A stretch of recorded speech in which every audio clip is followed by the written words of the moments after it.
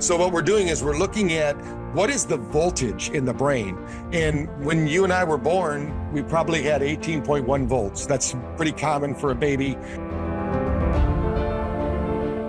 If you're below a 3, which we had somebody here at the clinic at a 3, you're probably experiencing dementia or Alzheimer's activity.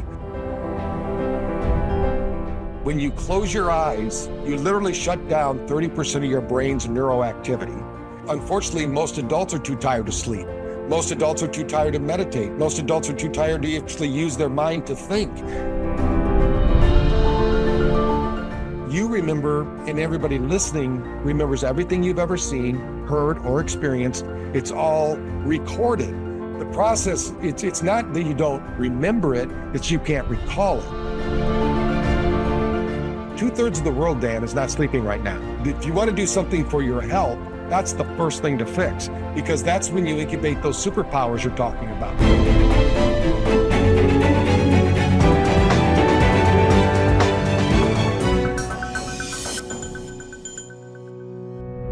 So, Dr. Patrick, it's fantastic to have you here. You've personally played a role in my own brain health recovery.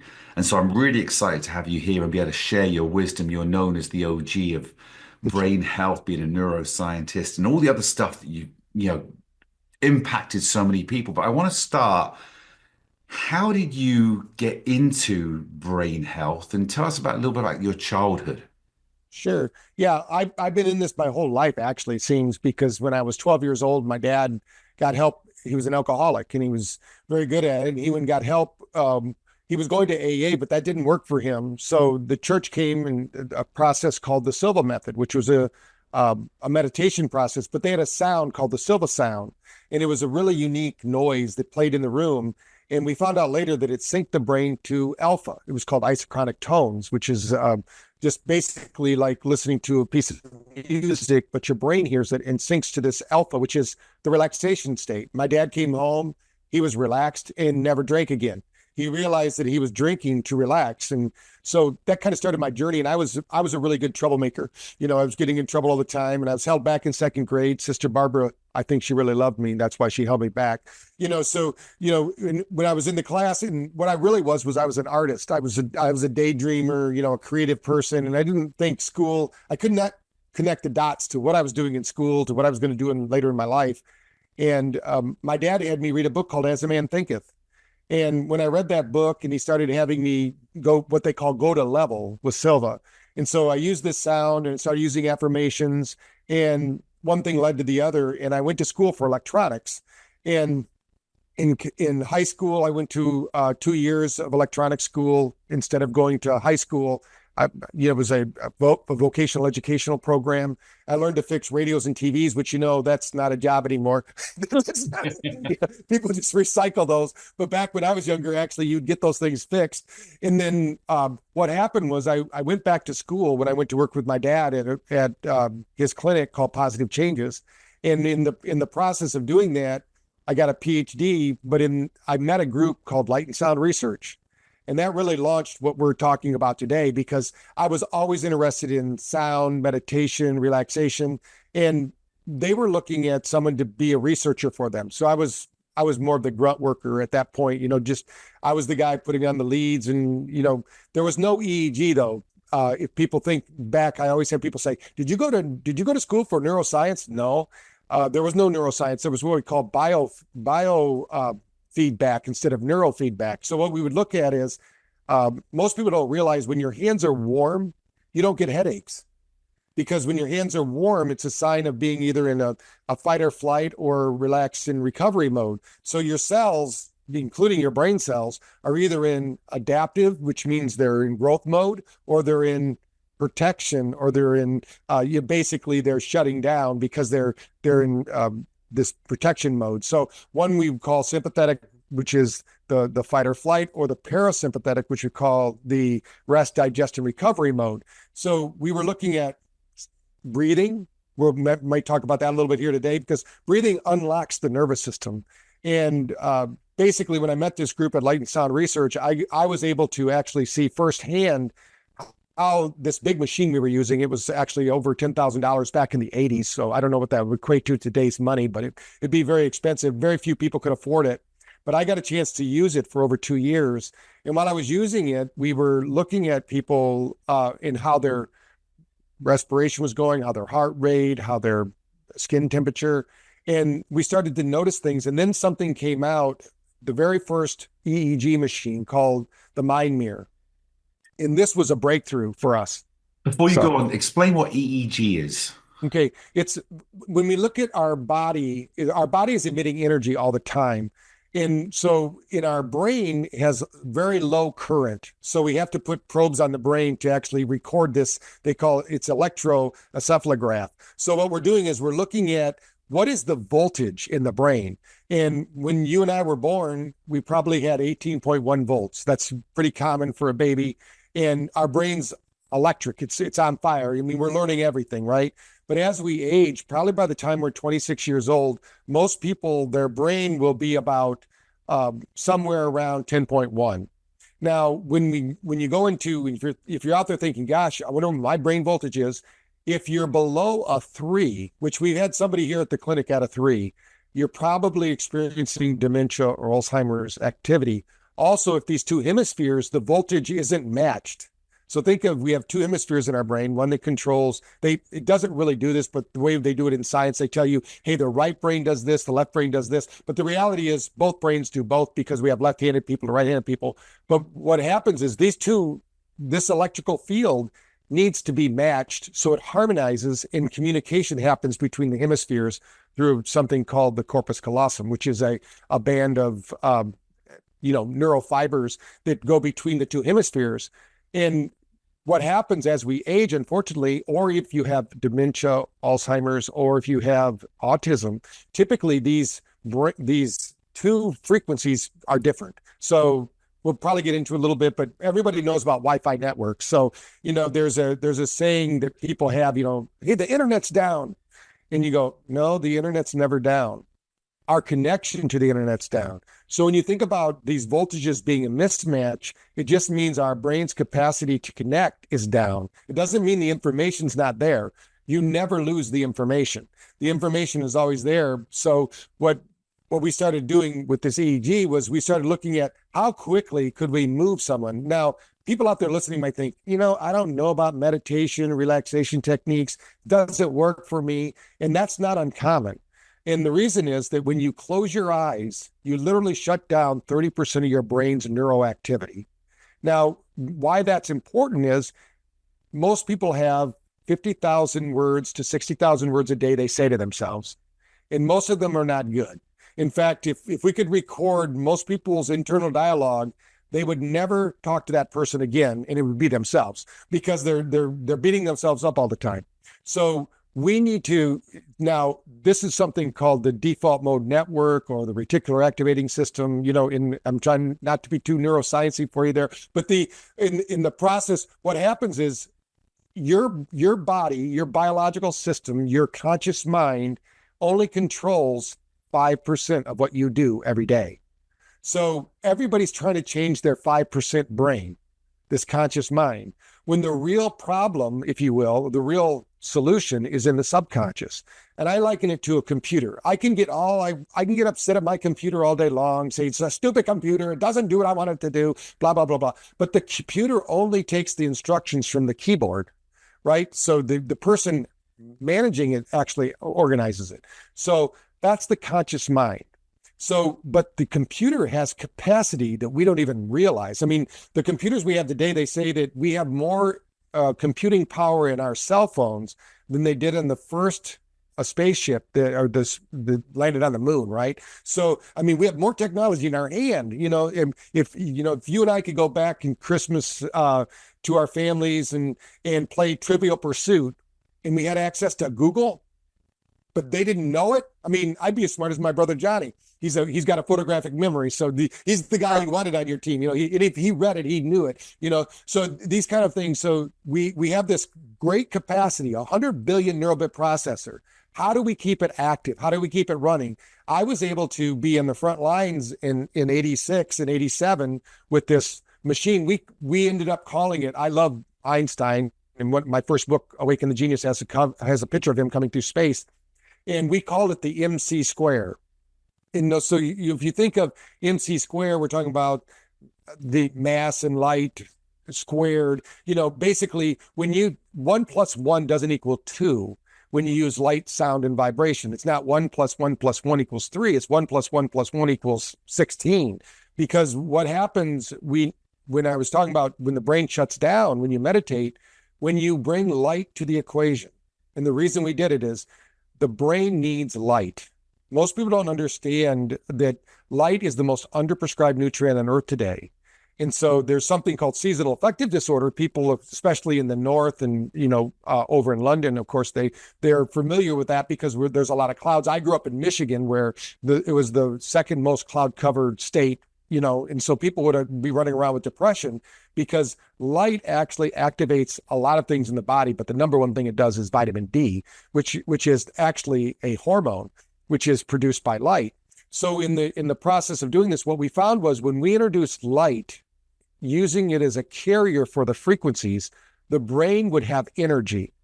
Now, to simplify this for the listeners, every cell of your body has a power plant.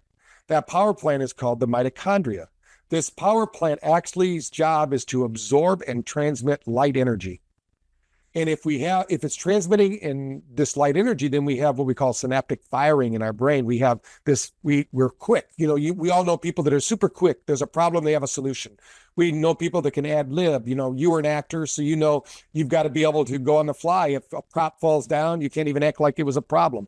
All those kind of things. So that's not possible for a lot of people, right? They get confused, they get upset because they don't know. Our brain is always trying to anticipate and produce a future for us.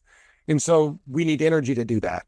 So what we now know, we didn't know this in the 80s, but we just knew that people felt better. Now we know that what happens is when light energy enters into the cells, and it does it through through something called photobiomodulation. It's absorbed by the hemoglobin in the blood. It circulates to the brain and finds the brain cells that are about to die. And everybody's brain cells are dying all the time. Your body is rebuilding itself all the time. 50 million cells per second. Even while we're sitting here talking, our body is changing. We're not the same people that started this conversation. So, but when that cell begins to die, that's the atrophy that we have. But if we enter light energy into it, especially red light, 650 nanometer light, and 470 nanometer light, that cell absorbs that light energy and starts something called the Krebs cycle, which is basically how it spins up energy. The energy in our body is called ATP, which is, think of it as currency for the body. You can't heal the body without ATP. So what happens is we bypassed all the digestive system. We bypassed every mechanism known to humankind right now, and we brought energy right to the equation, and that's our brain. So when you think about that light energy, that's what we did very different, and nobody's done it to this day, really, because we have a patent on what we do. But in the process, we spin up the energy. Now the body can do the work. So I'm sure the listeners out there, if they have children, have said, my children are too tired to sleep. Well, unfortunately, most adults are too tired to sleep. Most adults are too tired to meditate. Most adults are too tired to actually use their mind to think. That's why we're being told what to think instead of how to think. It takes a lot of energy to think. So we want to bring people back to the equation that says, hey, I'm going to think about my future. I'm going to produce my future first in my mind, because if I can see it in my mind, I can hold it in my hand. If I can't see it in my mind, I can't hold it in my hand. So a lot of people think, gosh, I set goals, I haven't achieved them, but it's all about energy and resources. And so with Light and Sound Resource, we basically, the research happened, and then basically I took over from there. I'm the last man standing. At the time I was 24 years old. Now I'm the old man, I guess, on the block, because they're all in the other dimensions, whatever. They're all up there with Jesus or whatever. And they're so I'm still here because we still, and a lot of people don't even realize that there's a science out there called frequency following response. Now, you were in sports, so when you're in sports, you learn better when you see a professional athlete or somebody who's better than you, like captain or whoever is teaching you how to do it, or your coach is teaching you. because we have something called mirror neurons.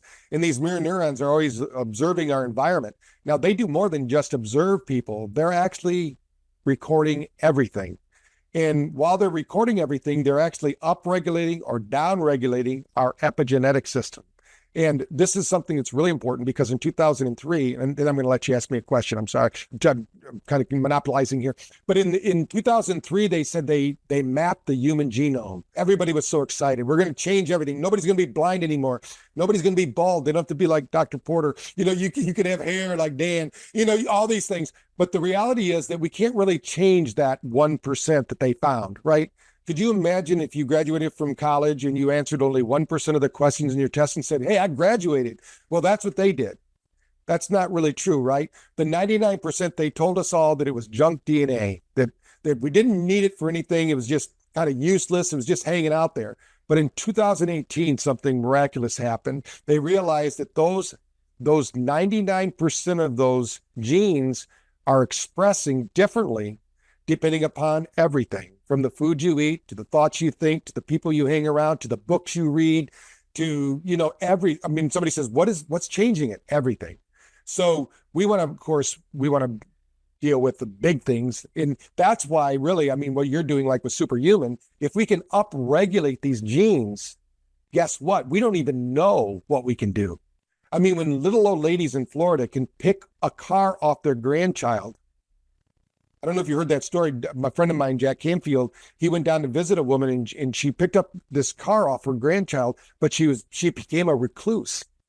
And he said, you picked up this car off your grandchild. Why'd you become a recluse? She says, well, I started thinking, I'm 78 years old. I picked a car off my grandchild.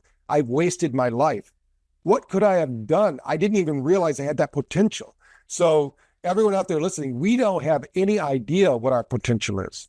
We can unlock this resource, and it all starts with our brain and moves down through our spine. So as you think about the spine, think of it as the keyboard of the brain, and then that moves out to our nervous system. So, and it all works together, right? We have our brain, we have our movement, we have our diet. All of these things work together. So, it kind of got me into it.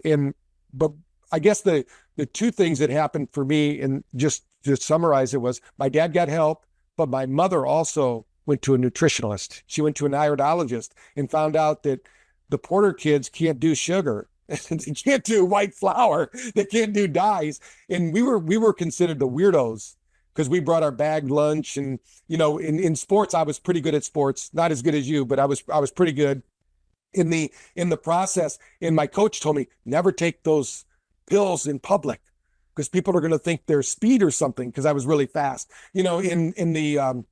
They were just brewer's yeast tablets, things like that. But nobody knew about it. But my mother became a very devout nutritionalist, really. She figured out for her 9 kids. And what was really weird is one year they're going to school and they're saying the Porter kids are all trouble. You don't want them in their class. They're running around. They're spazzes, blah, blah, blah. And the next year they're going, man, these Porter kids are all super brains. What's going on? They're super smart. Well, we're meditating, we're eating healthy, we're in sports. These are all the things I think every parent should do for their kids.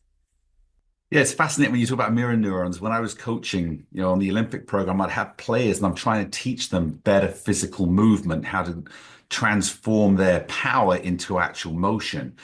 And I'd say, get your body, look at the angles, move your arms, move your legs. And they would just be kind of the same. But when I say, do it like you see Ronaldo do it, or do it like Messi does it. Yeah, right. It's amazing to see how immediately, and we're talking, when you're talking about mirror neurons, how they would copy and have a vision that would lead them more forward.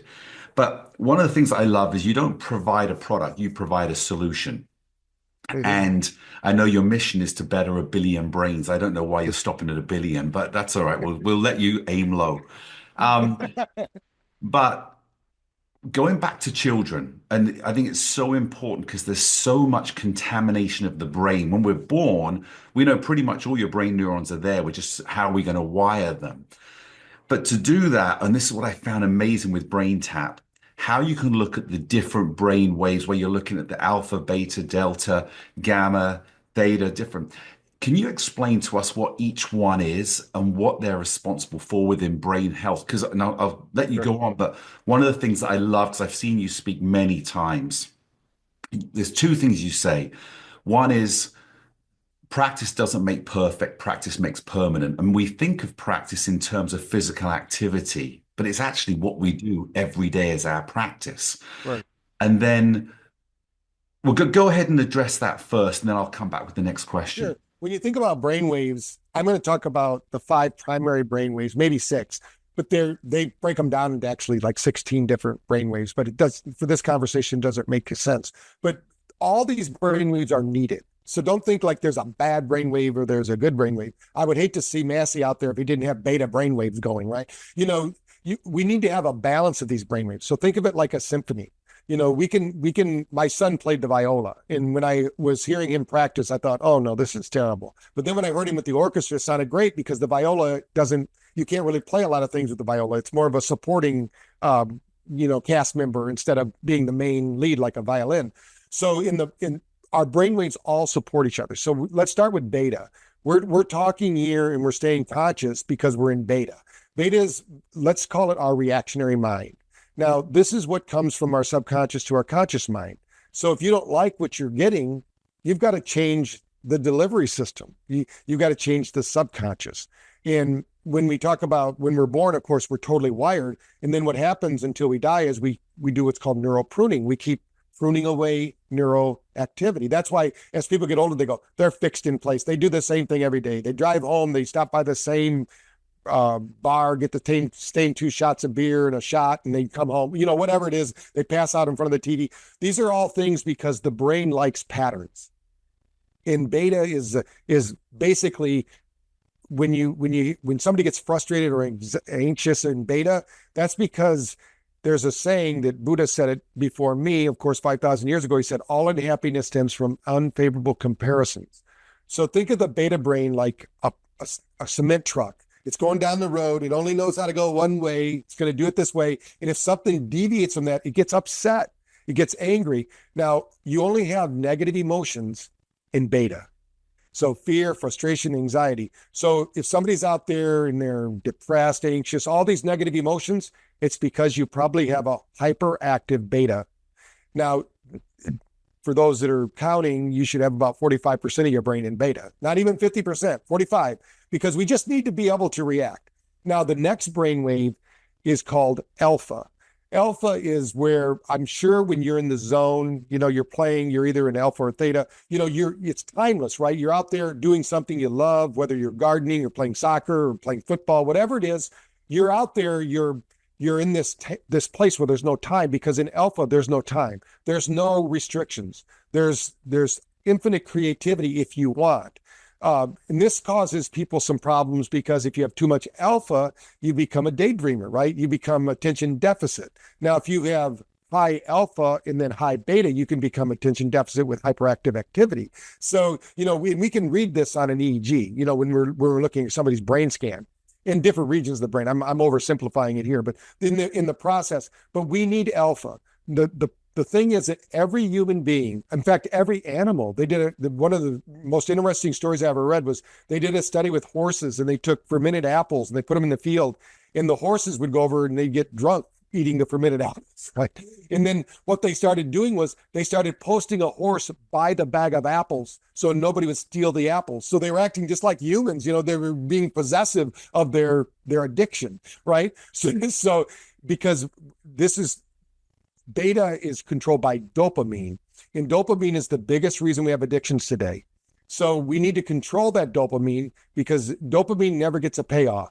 So if you're wondering why your family member or friend is addicted to this thing and they never stop, it's because dopamine doesn't give you a payoff. You get the buzz from dopamine by getting excited. And I tell people if they went to college or if they were in sports, they know the leading up to the game or leading up to going out on a date or leading up, that excitement is usually better than the actual performance, because, especially for me when I went out, so, I had high expectations, and then you got to manage those. But alpha is controlled by, there's 54 different neurotransmitters. I'm not going to go through all of them, but acetylcholine is the feel good, happy, healthy one. When you're doing something you love, you're literally dumping thousands of dollars worth of neurotransmitters into your bloodstream and you're feeling good. You can't take enough of these. You couldn't buy them. It'd be like $40,000 just to dump one positive memory that what your brain does. Your brain is the most powerful pharmacy on earth. It can create any number of neurochemicals and with just a simple thought. But alpha is probably right now a problem state for most people because fear, anxiety, frustration, this alpha wave will collapse because it's not fixed in time. It's more of a, and I like to use the example Einstein said. He said, you can't solve a problem on the same level it was created. You have to go to the solution. And then with the solution in mind, you return to the problem. Well, the problem's in beta, the solution's in alpha or theta. You've got to go there, get the answer, come back to beta with the answer because you've rehearsed it. You've visualized it, you've organized it in your mind so you can actually do those things. So alpha is really important. Now, when you drop into theta, I know because we've scanned over 30,000 brains, most adults do not have theta, and that's why they're not sleeping. 2/3 of the world, Dan, is not sleeping right now.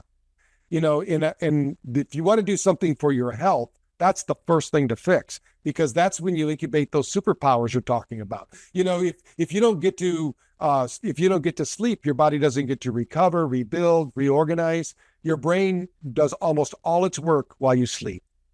While you're awake, it's keeping you upright. I mean, people think this is easy. Look how long it took them to get a robot to be able to walk. This isn't easy. This is very difficult what we do, and we make it look easy, but the reality is that this 100 billion neurobit processor had to do a lot of computing. It had to work in high physics to get us to even run across a soccer field. And imagine you're running across a soccer field and you're passing the ball to somebody who's also running at a different pace, a different speed. And you have to calculate where that's at. And all these things are happening in the mind of a sportsman, and they don't even think about it. They're doing high physics, and they wonder why they're so tired when they're done. Physically, of course, they're tired. Their muscles, they used up the sugar in their muscles, but they're tired because their brain is tired. Their brain had to do a lot of work out there. So theta is super important because it's controlled by GABA. Now, GABA is where we have those kind of, you've probably heard the expression, I had a mountaintop experience, or maybe you had a business win or a professional win or in sports, and you said, man, I'm on that mountaintop. That's because when you have that mountaintop experience, you probably release GABA. And GABA is a precursor to DMT, which a lot of people who are in the psychedelic space, they're taking DMT pins or doing certain things to get this DMT but it's in every cell of your body. You produce it. And most people don't realize all these substances they're taking, it's not the substances that are doing it. It's our brain's interaction with the substance. So that means that we can create it without the substance. And that's the powerful part, that we have. So if we get enough, now theta, alpha should be about 35% if you're keeping score again. Theta, if it's 10%, you're doing great. Those are the three you really need to be concerned with while you're awake. Now, there's a higher one called gamma. Now, that's getting a lot of publicity right now because some people at MIT started doing some research on 40 hertz frequency. That's gamma at 40 hertz and above. And I visited Lu Tai in her lab at MIT and talked with her. And I was surprised to find what they were doing because I really don't think it's going to work like they think it is because I've done this for years. And you can't just give a signal to somebody. The brain needs to get neuroplasticity, is what we're talking about here, and get the brain to really move. You need something novel, something unique, and something different that changes. So that's why at BrainTap, we have 2,000 sessions on our app, right? And why when you recorded your sessions, I said, you got to record more than one because we can't just have one. We got to give them some brain training. So, but think of gamma as the bass drum. If you could imagine it's halftime of the football show and they don't have any bass drum, well, the band would fall apart because the bass drum's keeping the rhythm. The gamma is keeping the rhythm of the brain. And as we age, we find that gamma reduces. Now, one thing we know is that when you meditate in alpha, which is 10 hertz frequency typically, or theta, which is between 4 and 7 hertz, you actually increase your gamma. It's a phenomena that I don't think it's talked about enough. We're talking about it a lot with our research in that, but it's the brain literally begins to light up and these networks come online. So it's almost like liftoff for a spaceship. They go check, check, check. As soon as these brainwaves all line up, the brain the whole brain starts to resonate and create what we call a Gaussian field. It creates an energy field, and we can record that in EEG. So we can actually record what's happening. In the process of doing this, now the one that I didn't talk about yet is delta. So when you think about delta is our sleep state. And as far as I know, there's no programming that happens there, although I know there's people on the internet talking about programming themselves in delta. But if you've ever tried to wake somebody up on your couch, they fell asleep watching a movie and they just are kind of dead to the world and they don't respond, they're probably in deep delta. And there's no programming that happens there. There's been a lot of research with sleep learning, and it's never in delta. They do cycles, and the learning happens in the cycles of alpha and theta. They call these brainwaves states of hypermnesia or super memory states. So we have these super memory states where everyone was born with a photographic memory. In fact, you remember, and everybody listening remembers everything you've ever seen, heard, or experienced. It's all recorded. The process, it's not that you don't remember it, it's you can't recall it. There's a big difference between that, because in neuroscience, they can take they've done these brain surgeries where they've touched people's brains with probes, and they have these full sensory experiences where they're listening to somebody 3 tables away have a conversation at a restaurant where they weren't even paying attention. So they were amazed, because think of it, we have this incredible brain. Every neuron is more powerful than the most powerful computer on earth, and you have 100 billion of them.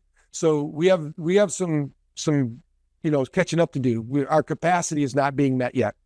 So one of the things that I love, well, there's so many things that you say that I love, and it sounds like I'm kissing your ass, but I'm not. It's because my passion is the brain, having gone through brain injuries. And I'm 100% on board, as you know, that if we take care of the brain, it would take care of us. But one of the things that I love that you say is, although mental health is a big topic now going on, especially post-COVID, because of, they say what COVID did to the brain, but we also know that what we were being told through the media, through the fear factor, was changing the way our brain thinks. You focus on, we don't have mental health issues, we have brain health issues. No different than a muscle. You pull a hamstring or pull a bicep and we can heal it. So can we heal the brain? Tell us more about that. Yeah, I say we have a physiological problem, not a psychological problem, because people are taking these SSRIs and things that I think are in fact, they wouldn't beat the placebo right now. The placebo, which means a sugar pill, would work better. 40% of the time it works better than anything else. So when you think about it, and they're only good for 14 days is what they say. They're only cleared for 14 days of use. But our brain wants its own neurotransmitters. But how does our brain activate those? There's something called BDNF, brain-derived neurotropic factors, and things like that you get with movement. If you're not moving, your brain is not functioning. If you come home, they say that 20 minutes of sitting is equivalent to smoking a cigarette. I mean, that's an incredible fact. So somebody sits around and watches 6 hours of television, which they say is the average. So I'm wondering who's watching my 6, because I'm not watching it, but the process is that when we're sitting there, we're looking at screens, we're not moving, but we're getting a lot of stress. So one thing we know, sugar disrupts brain function, but most people don't realize the sugar that's killing them is not sugar they're consuming. It could be, but it's probably the sugar that's housed in their liver. Because every time you have a stress response, your liver dumps 25 grams of sugar into your bloodstream, or equivalent to that. I mean, some people will argue it's not sugar, but that's how it acts in the body. And so then you have to basically, you have to produce fat to store that sugar, because you can only have 1 tablespoon of circulating sugar in your bloodstream. So there's a big mismatch there. So I believe, first of all, we need to have movement.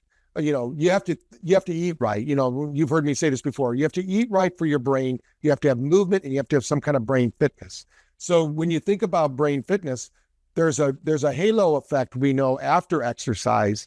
It's about 20 to 30 minutes where if you can do like a BrainTap session or do a meditation or do some breath work, you're actually going to extend the neuroplastic change that happened from your exercise, because you just stressed out your brain. You don't think you stressed out your brain. You think you stressed out your muscles, you did, but the muscles your body's designed to refuel. I mean, you've got a lot of fuel on your body in the form of fat. So your body will just simply tell glucagon to be released and tell the fat stores to release, and the sugar will go back to your muscles. You're not gonna do without that. Now, if you have low blood sugar, of course, you have to deal with that. But the process is that the brain, we can't just eat and fix the brain.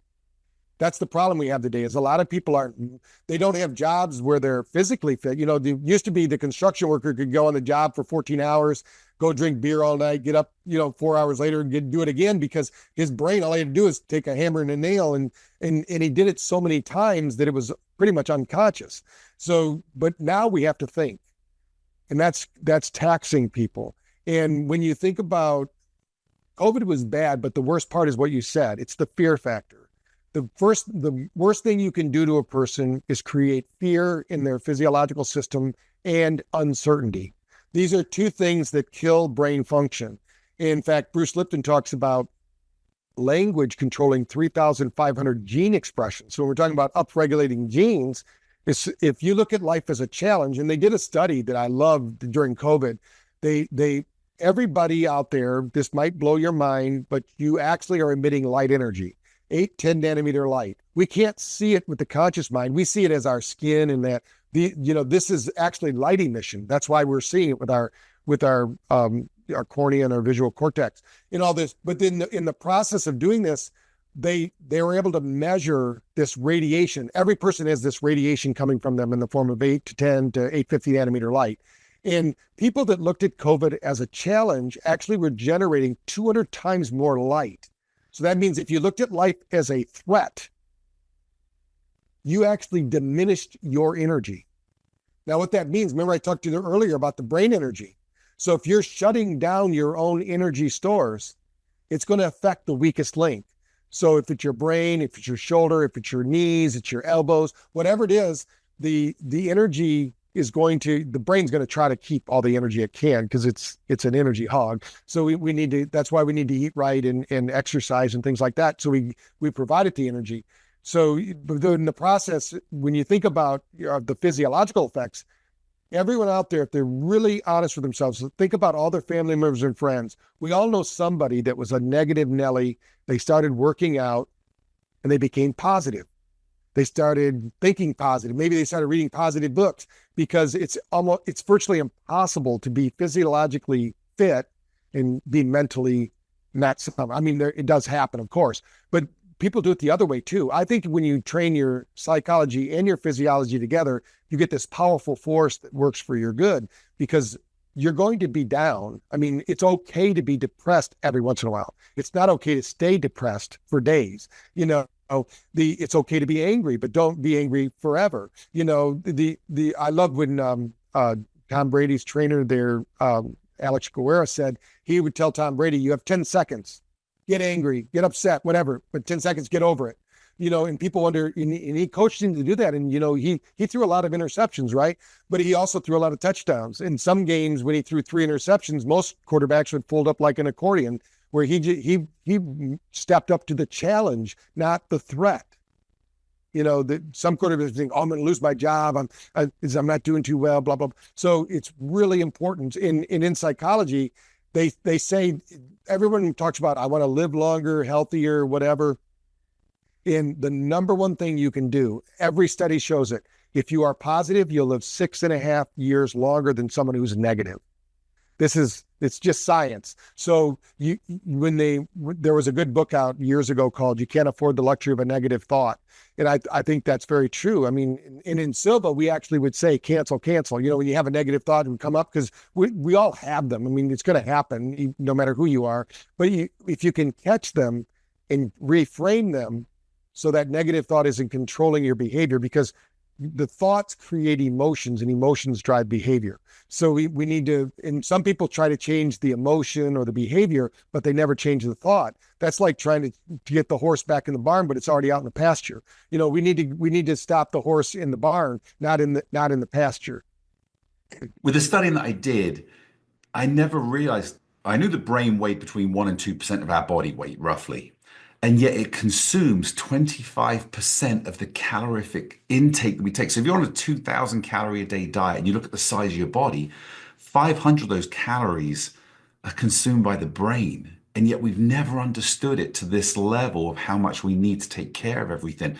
So you were kind enough to write the foreword for my book, Born Superhuman, which I really appreciate. But I'd love to go through the 7 pillars that I have in there and you explain everything that does to do with brain health. So the first one that I say is critical is oxygen. Go ahead and explain, why is oxygen? I mean, it's pretty self-explanatory to a certain level, but why is that so explanatory to the brain? Yeah, when you think about oxygen in the brain, whether it's from plaquing, from basically toxins in the brain, if you're not sleeping and you're not getting a level 4 sleep, your body will not detox. That gamma wave I talked about earlier, it actually works like the old Memorex commercial where the person would sing and shatter the glass. They say that the gamma wave actually has a resonance that breaks down amyloid plaque in the brain. So the less you have of it, the less your brain's supposed to be cleaning itself. That's what it does. The body does a great job of doing it. But when we have an injury, like a hematoma in the brain, like a concussion or traumatic brain injury, this is the lack of oxygen. So if we want to, the nice thing about what we do with BrainTap with the light is that light brings vasodilation, capillary building. Every time you use it, you're building more pathways for oxygen to the brain. That's really the solution, because the oxygen, when it gets there with the light, it creates that ATP response that I was talking about. Very important. So the second one, which is a great, well, let me ask before we go on, what's the solution for improving your oxygen intake apart from, I know BrainTap, how it works? There's 3 breathing exercises I teach everybody, and these are simple, but you can get a lot more on the internet. You can get really exotic. In the morning, you should do what we call a psychological breath, which is you breathe in as deep as you can, and then you go, we all do this all the time, just naturally, but you should do that for 3 to 4 minutes. What that will do is it will start to engage the alpha brainwave, but it will also get the lungs going, because when we sit all day long, we're actually compressing our lungs. We don't realize it. So you should do this if you can, standing up or sitting, get your spine straight and roll your shoulders back. That's why in the BrainTap session, I'm always saying, roll your shoulders back, your chin upward. Most people, they don't realize they're doing it, but in the morning, that's super important. In the middle of the day, I believe we should do the what we call box breathing. In box breathing, I figure if it's good enough for the Navy SEALs, it's good enough for everybody out there. So when you think about, how much stress are they under? 5 guys or 6 guys or whatever going to take out a battleship or something. And you got to think about it. You're not there. You got to, all that time, it's like playing golf. You're thinking about it the whole time. So you've got to have something to keep your mind active. But in the middle of the day, we have a psychological low and a physiological low at 2:00 in the afternoon, because our cortisol trough drops. It should be high in the morning, drops at 2:00. We should be done working, but of course we work whatever, or we whatever we do in the afternoon. Most people go get coffee, tea, or chocolate.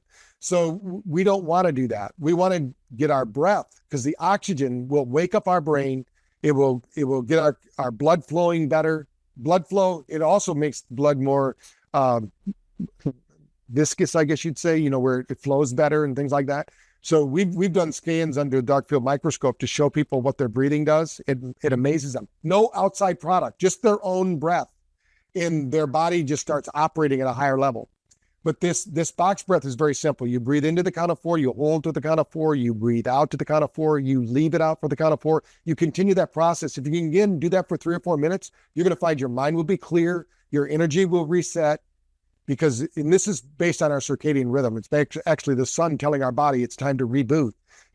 Everything about us is tied to, everything is connected. It's like beads on a string. So we have all these different things going on. Now at night, this is crucial, especially if you're one of those 2/3 of the people that aren't sleeping, is to do what we call the 4-8 breath. And this breath is connected. So you breathe into the count of 4. This is going to trigger your sympathetic system. So you might feel at first a little anxious, a little stress, but that's okay. You need to own that for a moment. We only learn, develop, and grow through stress. There's not an athlete out there that doesn't push their body during practice, so when they get in the game, they can perform at a higher level. The same as we're all doing that. And now everybody goes, I don't want any stress. I go, you don't want to grow, because you're either stressing and growing, or you're atrophying, you're dying. So we want to look at it as a challenge again, not as a threat. There's challenges out there. So this breath is very simple. Then when you breathe out to the count of 4, kind of 8, you breathe out slowly and just kind of visualize your body kind of melting into the surface you're resting on. You're so into your bed. And then what will happen is eventually you'll be able to do this very easily. And then as you breathe out, I always say, add in, think of the things you're grateful for, even the simplest things. Hey, I made a green light today, or somebody said hello to you, or you got a phone call from somebody you haven't met. Gratitude plays a big role in the psychological shifts that happen. And they know that the more positive thoughts you have, the better your brain is going to operate. The more negative thoughts you have, the less likely it is it's going to operate at all. Because when you get into, it's like trapping a dog in the corner, it's going to get vicious, but if we give it enough room to roam, and be friendly, it's going to be okay. Brilliant. And just to clarify on that one, the breath in is through your nose or through the mouth, or does it really make a difference? It does make a difference. You want to breathe in through the nose and out through the mouth. And in the evening, in the nighttime one, the 4-8 breath. Yeah, it's fascinating. Again, there's so much out there on breath work right now, and yet you'll talk about when we look back generational, how people used to just naturally get up with the sun, which I know we're going to go on to in a minute with light, but how breath was maybe more natural. It was something that we did naturally because of the circadian rhythm and the way that we were brought up in those days, or I should say our ancestors. Right. Yeah. People that naturally know how to breathe, it's very rare. You'll see people holding their breath or breathing high. You'll see in their shoulders. We need to do this deep belly breathing. And the more those people listening right now, just when you're going about your day-to-day business, when you'll find yourself holding your breath, just at that moment, just take a few deep breaths. You just got to condition yourself to just start breathing again. Because the world is, it's like somebody saying, I'm just waiting for the next shoe to drop, or, waiting for the next piece of bad news. We want to reframe that so that it becomes a more positive outlook. Yeah, I remember when I was, playing the lead in Lloyd Webber shows, and breathing was so critical to singing. I had no idea. If your breath is wrong, you can't sing. You don't have the quality of your voice. And it was fascinating to see how great a control the top singers had, because they always work, from a breath out rather than from the voice in. Okay, so the second one, number one we had was oxygen. Number two, hydration. Take it away. Well, your brain is mostly water and fat. If you don't get enough water into your body, I always, the rule of thumb now is, let's say you weigh 120 pounds, you should be drinking 60 ounces of water during the day. And you should spread that out. If you can drink it in 4 to 6 ounce glasses, that's great. But you're a hydro engine. Your brain is a hydro engine. If you don't get water, dehydration, there's a really good book out called Your Body's Cries for Water, Many Cries for Water. And he kind of goes overboard. Every illness known to man is caused by lack of water in this book. And there could be tied to it because, we're 70 to 80% water. And that water, Dr. Emoto's work, people haven't looked at it, he wrote a book called The Secret Life of Water. And that water gets structured, meaning that the music you listen to, the thoughts you think actually change. It's called the extracellular matrix in the body. It's actually, there's a scientific term for it. So our body, when it gets dysregulated or unstructured, it causes problems too. So drinking good water. So filtered water, some kind of water. I know you mentioned what to do in your book, so people can look there but I'm not talking about tap water with fluoride or something like that. That's actually probably more toxin than, you want to drink really clean water. Yeah, I was talking to Matteo from Axiom and had him on a podcast, and he was talking about dead water. And people don't realize that if a water bottle is sitting on a shelf in a store for 2, 3, 4 weeks, we're talking about from when it gets off the truck, when it was shaking, how we're actually drinking dead water. It was fascinating to learn, and again, it's brilliant. Next one, and I call this one sleep light, because even though people think I'm talking about, light sleep, no, I'm talking about sleep is governed by light, and light helps with sleep, both on the dark and the light. So I know you're a genius when it comes to this, with what you've done with BrainTap and light theory. Talk about light, but the importance of sleep for the brain as well. Right. Our body is designed. So let's just go back to ancient times, right? When we woke up, we would get a flash into the cave, or we were sleeping outside, the sun would come up. We knew we had to get up. Cortisol, dopamine, and norepinephrine were on red alert because we were now part of the food chain. we were moving, right? So now we don't have to do that. What amazes me is people will actually get up and have coffee first thing in the morning. This is probably the worst thing you can do for the cortisol trough, because I'm not against coffee. I think you can drink it after 10 o'clock or something like that if you want it, just to have it as a beverage. But you just slept all night long. You shouldn't need it. So, but I believe that you should wake up and get good light. So walk outside, and they say that if you can see a sunrise or a sunset, you can actually reset your gut biome, which is really important. So I write about it in one of my books. But in the process, then at night, what used to happen, let's say we were tribal together and we were on the outback and we were Aborigines, we would have a bonfire, right? Everybody would gather back. Maybe I was hunting, gathering, whatever. We'd come back, we would talk. We wouldn't just turn on Netflix and zone out and fall asleep in front of the TV and let it run and all these kind of things, and then just keep playing. When that fire burned out, we were done. We went to bed. Now that fire was actually burning, and the light that a fire emits is 8-10 nanometer light. And a fire crackles and burns at 10 hertz frequency. So you've got the BrainTap, but by nature.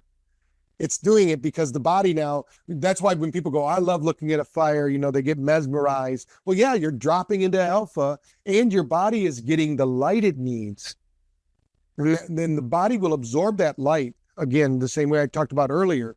So in sleeping, it's super important that you set, everything should be intentional. When you go to bed, you don't just flop into bed and think, your brain is never going to sleep. So what the great inventors did is they said, hey, I have a problem in my life. Why don't we dream about some solutions? Don't dream about the problem, dream about the solutions. And if you just give yourself that suggestion before you go to bed, and there's a thing that Covey says, and a lot of us say this, but think of the end result first. Don't think about how you're going to get there. This is the problem most people have, is they think, I've got to know the exact route to blah, blah, blah, blah. No, your brain is so incredible that all you have to do is put an image, a picture of the final result. If you can imagine that final result, guess what your brain did? It took all the steps to get there. It already did all of that. And you don't have to do it. You're asking your 5% brain to do what the 95% brain can do literally in its sleep, to do that. And then I think the main thing is to notice, if you do wake up at night, you should have at least 1 hour of deep sleep, 2 hours of REM sleep, and then all these sleep apps, you'll crush them. They'll be saying, hey, you're 80%, 90% or whatever. The Friends band, which we were just at, I've been measuring that, and I like it because it does real EEG, so you can see the delta waves. But when you're in deep delta, level 4 sleep, that's the only time. And we were talking earlier about what's happening with the epigenetic system. In 2016, there was an article in American Scientific that said that we have a garbage system in the body, in the brain, but it only activates during level 4 sleep. So imagine this, all the years we've had physiology books out there, all the colleges that teach physiology, and they never put the lymph system past the neck. Now they have to, but it only activates when you're sleeping at level 4 sleep. And most people aren't getting that. And that's why they need to do these things that we're talking about to prepare themselves. Sleep starts in the morning. It doesn't start in the evening. It's a day-long thing. You've got to get rid of the excess stress in the body, kinetic energy. Our body builds up that kinetic energy. That's why doing that breath work will release it, or if you have a BrainTap, you release it.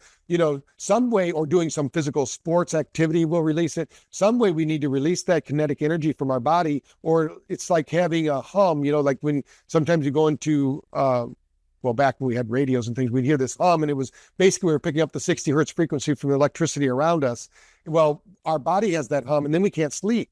So we got to clear that out. And that's where you might be talking about grounding here soon, but we need to get rid of that excess energy in the body. Okay. Talk about grounding now. Let's cover it now. Right. So our body, I always encourage people to go into Home Depot or Lowe's, go to the voltometer and just put it on. You should be at 0. Most people are at about 3 volts.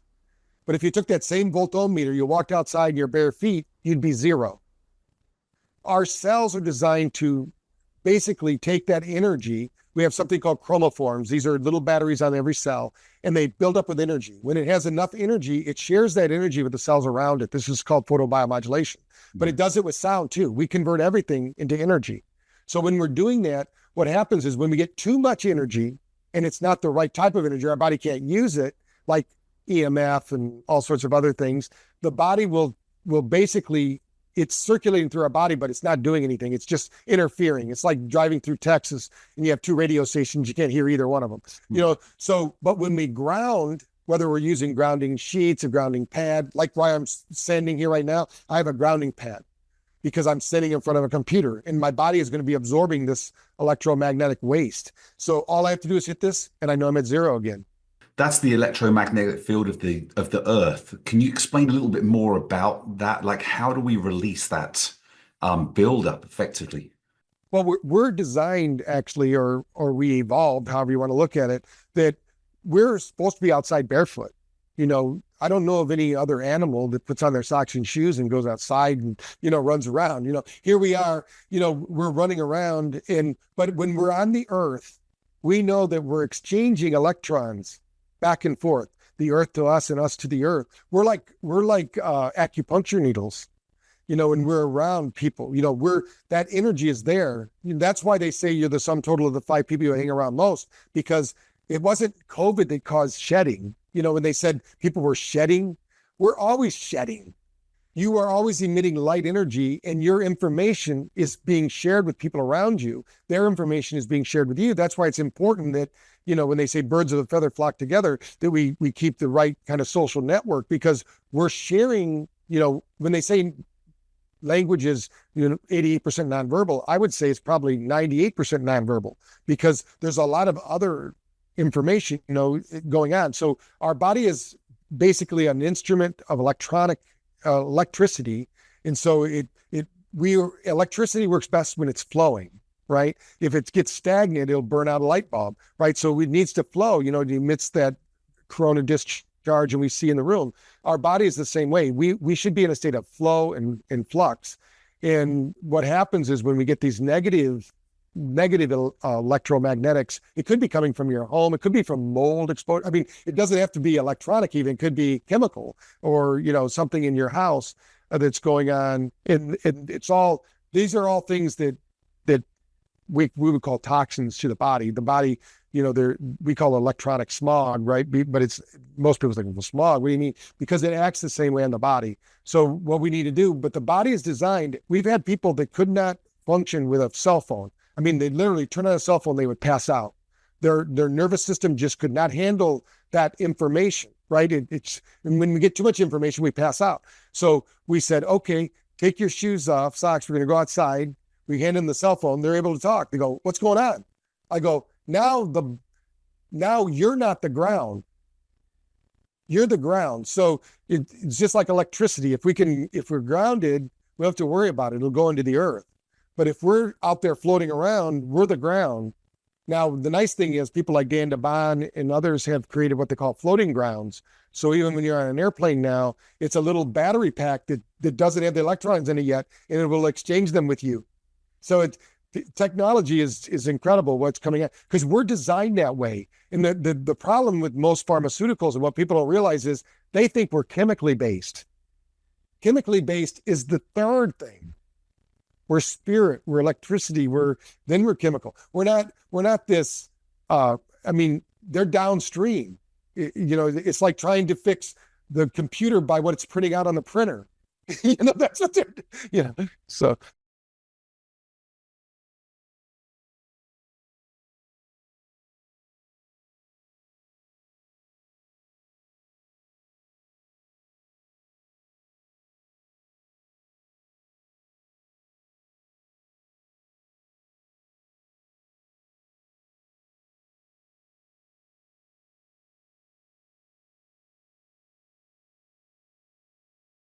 Well, you'll know once you start grounding, because you'll feel the uncomfortableness of too much electrons, because it's like there's some people say, I just have this uneasy feeling. I don't know what it is. I don't know what it is. And then they start psychologically, what we call mind screwing themselves, right? They start projecting what it means. No, it's not you.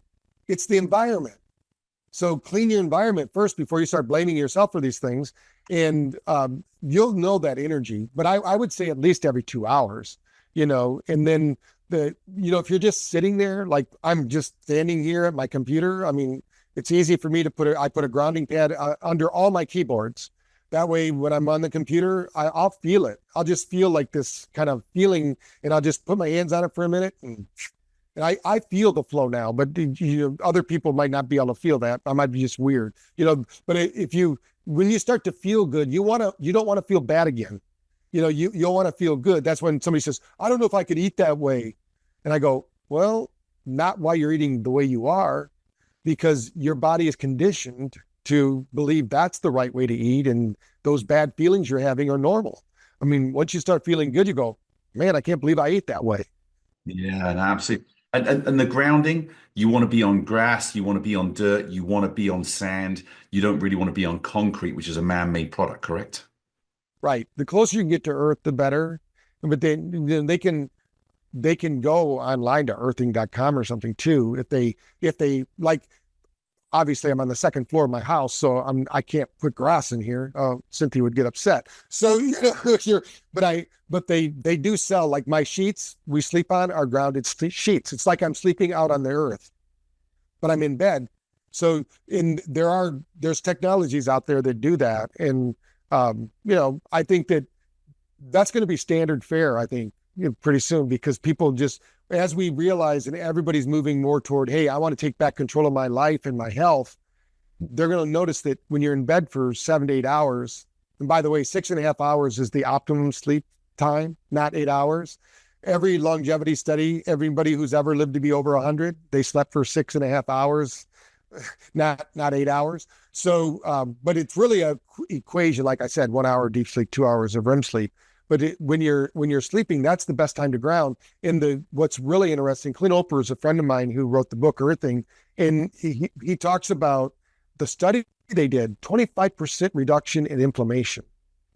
And right now, if there's one thing that's hurting our body and really causing our body to age faster and get age-related illnesses, is inflammation. So if we can bring down that inflammation and you're sleeping for 7 hours or whatever, man, 7 hours of therapy. All you got to do is put a grounding sheet on. No, and I will just preface or end that before we move on. Not all grounding sheets are built the same. So there's a lot out there that we know is happening in the biohacking world itself, where people are coming in claiming stuff off of other people's research and just doing a quick fix or a cheap fix and selling it cheaper. So we'll put a link in here, Dr. Porter, with your recommendation as well for grounding sheets, because I've had experiences of good and I've had experience of things that didn't really work. I think if they put BrainTap in there too, they'll get a discount. So because we recommend it, if I'm working with somebody as a in therapy, that's one of my requirements, because it's great therapy and it's easy. You just go to sleep, and you'll sleep better too, by the way. You'll sleep better. Isn't that? Yeah, that's why I put it so high up in the order of the 7 that I think are natural. So let's go on to the fourth one. Fourth one is nutrition. Now, you've already said it's so important what we eat, and I'd like to go into that for the brain, but also I'd like you to touch on fasting a little bit in here, because I know that our gut health is critical to our brain health. So when you think about the brain, we're designed to fast. I mean, nobody back 200 years ago had Circle K's on every corner, in department stores and grocery stores. So we were used to, and we would eat whatever was available. I remember back in the 70s, a book came out, Bananas in Montana in January. Now that's normal, but that was like a breakthrough. I mean, how could we get bananas in January? It's crazy. So in the process of what's going on, so nutrition is super important for the brain. I always tell people, you can't outthink a bad diet. I don't care who you are, what you're doing. Eventually, the food is going to win, because food is your medicine. Food is how you treat your body. So when you think about food, it's always be concerned with fat, fiber, and protein, because you got to have the fat, the good fats now, omega-3s and some omega-6s. And I just was on Fox Radio over and over again talking about a new study that showed a half an ounce of olive oil and dementia risk went down 80%.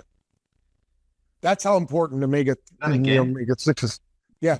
90%, a half a teaspoon of olive oil a day. Now, you don't have to drink it. You can put it on your salads, whatever you want to do. And I always tell people, substitute your salad dressing, which is all sugar and mostly artificial stuff.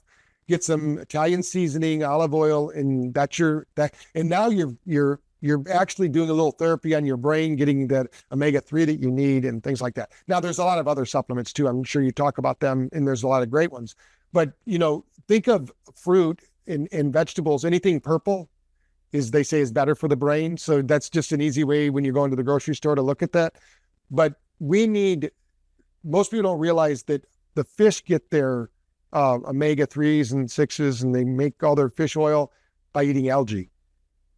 So I do algae every morning. I have, I use the product Energy Bits, but there's other products out there, and I travel with it. And anytime I'm going to eat maybe a less than, when you're traveling, sometimes you can't control the food. So I always do a packet of Energy Bits, because now I know I had a whole salad, and my body got the omega-3s it needed, also got the vitamins and minerals it needed. Your brain needs a lot, like you said, not only 25% of the energy, 25% of the nutrition goes to your brain. And if you're not eating well, it's going to get 100% of the nutrition, because it's going to get it first. It's like the king, let the others eat cake. Your brain's going to get it. So it's really important. And then, so green leafy vegetables, really, really good. Now, depending upon your propensity, when I was growing up, nobody had peanut allergies, but nuts are really good, to eat. When you're thinking about what should you eat between meals, think of some kind of protein that you could eat between meals, or nuts and seeds, because these are brain foods. We need to be thinking about our brain, not our body anymore. Our body is going to, in fact, like I said earlier, most people don't realize your body manufactures all the sugar you need. You don't need to eat one candy bar, or whatever. People think when they're hungry, they need a Snickers or something. That's ridiculous. But they feel better psychologically. That food doesn't give you energy you get that short-term boost because of the sugar, but then that wears off very quickly. And so nutrition is key. And so I would say that fat, fiber, and protein. And if you're not doing fiber right now, if you don't think you're doing enough fiber, get something like Benefiber and just start adding a little bit. Don't start off fast, because you might find it works like concrete. You won't be able to go to the bathroom. But if you start off slowly and drink plenty of water, you're going to find fiber. Most people don't realize when Tom Hanks did that movie where he was talking to the volleyball on the island, he didn't go on a diet. What he did is he steadily increased his fiber. So he's eating like 70 grams of fiber a day, or some crazy number. So the fiber absorbs 200 to 300 times its weight in toxins from the body and carries them out of the system. So if you're not getting the fiber you need, that's going to be important. And then, of course, protein. I believe we should eat really good sourced protein, not just off the shelf protein. I do a protein drink that I believe in, but also I get my steaks and things like that from a Texas farm that is not with all the antibiotics and things like that. Yeah, it's been crazy. The more I've looked into food, but also looking into the chemicals that they're putting into the foods back in the 90s, how the tobacco companies bought the health food, or bought the food companies, and then started putting chemicals in. And now we look at what's in the food. I'm very hopeful that with the changes that are going on, we are going to see an improvement in the quality of food. Going back to what you had talked about, exercise, you go over to Europe and you go to Italy, and they're eating the pizzas and having their wines and having all their olive oil and stuff. And yet there's so much slimmer because they're up moving as well. It's not, but the quality of food is better. Well, when I was in Italy, they said, I read a report thing over there. It said McDonald's in Italy only has 3 ingredients in their French fries. In America, it's 17. Why? My favorite one is ketchup. Because if you look at American ketchup, because I was addicted to ketchup. I love ketchup on everything except ice cream. But if you look at the high fructose corn syrup, it's the second ingredient in America. But you go over to Europe and look at Heinz ketchup, there's no high fructose corn syrup in there. They won't allow it. And so we're poisoning the body by eating the food that we grew up with that used to be good, that's now been changed, but we don't know it. So this education is that along with caramel coloring, like in Coke, high fructose corn syrup is the worst. I mean, it's probably the reason, besides the stress epidemic that's why we have so many people overweight right now. Yeah, you look at any soda. I was looking at water the other day, stopped at a gas station, getting something, and I looked at all the sodas. Everything is loaded with it. It's very sad, but hopefully we can overcome it because it does have an addictive quality to it that we crave it. And once we break that craving, which normally can happen from a fast. When you fast, what that does, your gut, whatever's happening in your gut is happening in your brain, and whatever's happening in your brain is happening in your gut. They're not separate. You have a gut biome, you have a brain biome. And so most people have what they call a leaky gut because they're eating improperly. That means they're leaking proteins into the bloodstream, and that's causing problems and inflammation and things. But when we fast, what happens is now the body can heal. And I believe that everyone, even if you're not fasting every day, just skip a meal, 2 or 3 times a week is going to be a big thing. But also just during the day, think about your body takes 4 hours to metabolize and digest the meal you just had. You don't even get into fat burning till the 4th hour. So if you eat anything or drink anything that's not water, your body has to stop digestion and wait for it to catch up. That's taxing the system. So when I worked with people and, we were featured in People magazine for weight loss, and we didn't put them on a diet, but what we did, we taught them how to eat. No water with your meals. You drink your water before the meal, like a tall glass of water, get your body ready for it. Then you drink a half hour after your meal, things like, there's different things you do. But while you're eating, you eat, you chew your food, you enjoy it. It's super important because appetite's in the mind, hunger's in the body. So, when you think about, most people are never hungry. It would take 3 days for us to really get hungry. Most Americans have never, and there are people out there, obviously, that do get hungry, but most of the people watching this probably don't get hungry. They get appetite, their brain starts going. So slow down, enjoy every bite. And what'll happen is that apostat, that part of the brain that says, I'm full, it takes about 15 to 20 minutes, depending upon your cycle. So it doesn't matter how much you eat. That's why some people eat fast, because they know, hey, I only got 15 minutes. They don't know it consciously, but their subconscious knows. So, but if you slow down, you'll notice you're just eating less.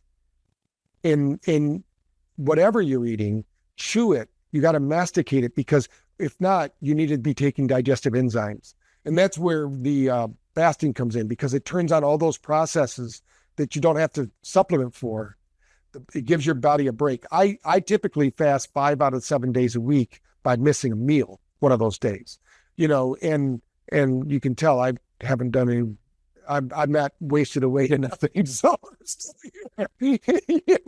No, but it's great. I'm actually sitting here right now. I'm 48 hours into a fast right now. And what was crazy was at around the 18-hour mark, and I've been doing this for a while, so I'll go up to 72 hours. But normally around the 14 to 18-hour mark, I'll begin to feel like I want food, but that tends to be more out of habit than it is out of, like you say, hunger. And then, after I'm 24 hours through, I'm not even thinking of eating anymore. And I feel a change in the energy in my body and also the clarity in my brain. And looking at an article that I read this morning, where, like you just said, that when you're eating and your body's having to digest, it's taking away from the body's ability to put the energy into healing and recovery and strengthening. So, I'm a huge proponent for, fasting, but doing it right. And then what do you do to break the fast? And I'm hoping to get Dr. Mindy on here at some point. We have a series by her that we created together on BrainTap to help people with fasting. What I recommend is of course, you don't want to eat junk. You want to eat as much live food as you can that first meal. And typically, what I would do is I usually do, because I do a lot of protein drinks, and things like that. And my fruit is mixed up and blended up in that. That's what I do. But you want to do something that's going to, you don't want to go out and have pizza or something like that right after your fast. And then that doesn't mean you can't eat whatever you want to eat, whatever's healthy for you later. But think of it in terms of just like when they say break fast, that's you slept all night, your body hopefully got into fat burning mode while you were sleeping. That's when you really lose the weight, not during the day. And then you wake up in the morning, you should have a lot of energy because you were burning fat during the night. And those are those ketones you're talking about. And that's why the ketogenic diet is so good for the brain. But I think no diet is good long term. We're meant to change. So pick 4 or 5 diets and do one a month, and you'll find your body will respond much better because it likes that change and that adaptability. Doing the same thing all the time is not good for our nervous system or our biological system. Yeah, and again, people, or you'll hear the medical world talk about the second brain, which is really going into your gut and your nervous system into there as well. So There's more neurons in your gut than there are in the brain between your ears. So, and there's more gray matter there. So when people don't think about it, but it's there. That's why if you really do follow your intuition, if you start to tune into it, it's probably right most of the time. But we don't listen to it because we think this cognitive brain that we have that's over rationalizing and justifying everything we're doing is the one that's in charge. But our body's intelligence is much greater than our intellectual intelligence. and you can see how you're putting all this together, how important it is, because if we take nutrition, then sleep, and how that goes into and sleep, if we're not having the hydration, how does that affect the nutrition? You see, it's actually a full circle of health, even though there's an order. And I just want to just touch on something really quick. Going back to 60 up the total balance system that I created. I forgot to say it earlier, but I dreamt it. I was trying to create and trying to create and trying to create, and I was so frustrated and went to sleep and just went, it's not working. And I dreamt of it that night, and it was so simple, and woke up, and that's what we have today. So going back to the creativity, the alpha, the beta, all the different parts in there. So we're going on to the next one. Next one is exercise. So we got the oxygen, we've got the hydration, we've got the sleep light, we've got the nutrition, exercise. Well, as I said earlier, exercise, you have to move for the brain to operate. We're kinetic beings, so it means we need movement. If we don't have movement, that's why we have such a big brain. If we didn't have to move, we'd have a little small brain. We wouldn't have to have what we have. And, in our brain is basically keeping our balance and all these other things that you know about. So exercise helps us to stay connected.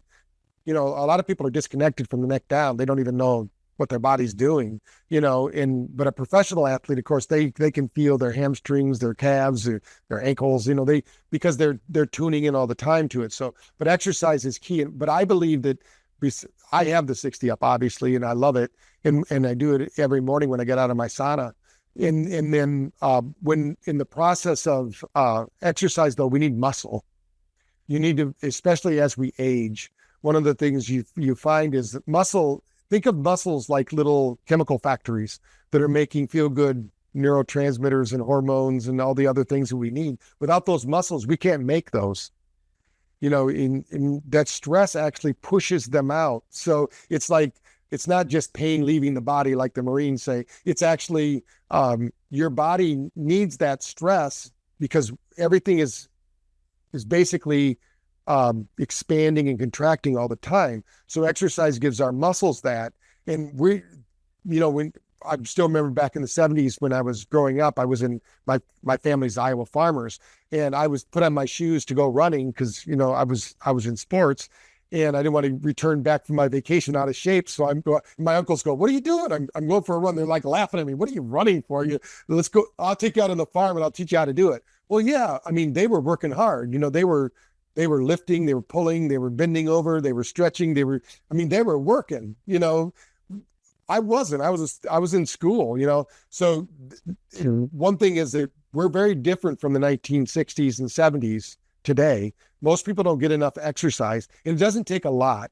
I think, 20 minutes a day, 3 times a week, and you're going to be okay. As long as you're doing something that brings you to, a healthy breath. You want to work yourself out. You want to work the muscles, not to work yourself till you're sore at first. If you're not working out, get with somebody. I don't want to be the guy but start off slowly. But you want to keep stressing those muscles in challenging them, because the more you challenge those muscles, the more they're going to grow.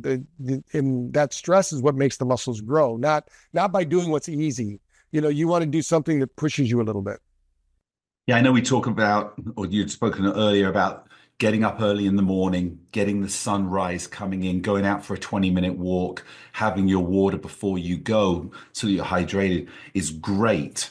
But one of the things that I find fascinating is the brain can only grow when it makes errors or mistakes. Like you had said, it's looking to try and eat everything away and keep you on a simple path because that keeps you alive.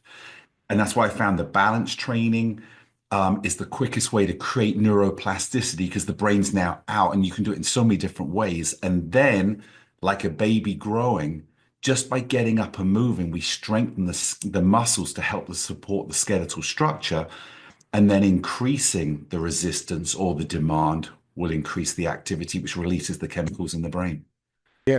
Also, stretching is important because they now know that the dura that's around the brain and when it goes down into the body, they now considering like the fiber optics because we're sending signals. They actually call it biophotonic exchange. We're sending electrical signals and information on that system too. And when it's tight, we're not getting the right flow. That's why, yoga and Tai Chi and stretching and those kind of things are really important too. You can do those on the days if you're not usually you stretch before you work out, but if you're on those other days, you just do something when you're sitting in front of the TV instead of sitting in the chair, just get down on the floor and stretch a little bit and your body will thank you for it. Your brain will thank you for it because you'll get that, as I mentioned earlier in the show, the brain-derived neurotropic factors. This means the brain needs these things to grow. So it's going to think, wow, you did this today. Maybe you're going to do it tomorrow. Maybe I need to build a little more muscle so you can handle that better. It's going to keep engineering what you need based on what you're doing in predicting your future. Yeah, I mean, we have in the Total Balance program, we have exercises that you can actually do for stretching while you're watching TV. Don't even get on the ground. It's so simple. And there's a saying I love, the magic we seek is in the work we avoid. It's very easy, right, to just sit there and be comfortable and not do anything. But in every moment, we have an opportunity to relax, but still get effect. I feel like I'm in the Dr. Porter University right now.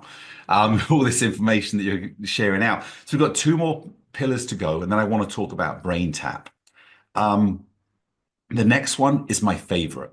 It's where I think the greatest minds lead the world, and it really is mindset. So if we don't have a mindset, because there used to be a saying, we are what we eat, I believe we are what we think. So tell me how important mindset is for the brain. What I now say is you have a frequency, right? It's what you frequently see. That's your frequency. So it's what the food you eat, the thoughts you think, the attitudes, the behaviors. If you're at a low frequency, you're going to eat low frequency foods. You're going to have low frequency thoughts. You're going to have low frequency activities. If you're eating good foods, high frequency foods, you're going to have high frequency thoughts, high frequency activities, high frequency friends. So think in terms of your mindset. Again, as I said earlier, look at life as a challenge. If you're finding yourself looking at it as a threat, it's time to reframe it. It's not a threat. You are gifted with a 100 billion neural bit processor. You're gifted with all you brought to this moment in time. Everything that you've learned up to this moment is coming into this experience. You're not new. Maybe you don't like the solution or you don't like what's happening to you, but you have the capacity to think your way out of anything and to take action in the direction that's going to reach your goals. As long as you think of it as, in whether you read the Bible or not read the Bible, in Matthew it says all things are working for your good. You need to believe that all things are working for your good. I was told my moniker is Dr. Positive. So when people talk about, I had one guy in business, he said, Porter, you're too damn positive. And I said, I would rather be positive and be disappointed every once in a while than wake up disappointed and miss out on my positiveness. Because when you're negative, you don't even see the positive. So it's okay to be upset. I'm not saying don't have negative emotions or whatever. Those are natural, but don't dwell on them. Don't own those. You're not your emotions. You're not even your behaviors. So that's the number one law of psychology, but people still think they're smokers or they're overweight or they're all these other things. The reality is that you have a choice. And that mindset choice, that's the number one thing before you get out of bed.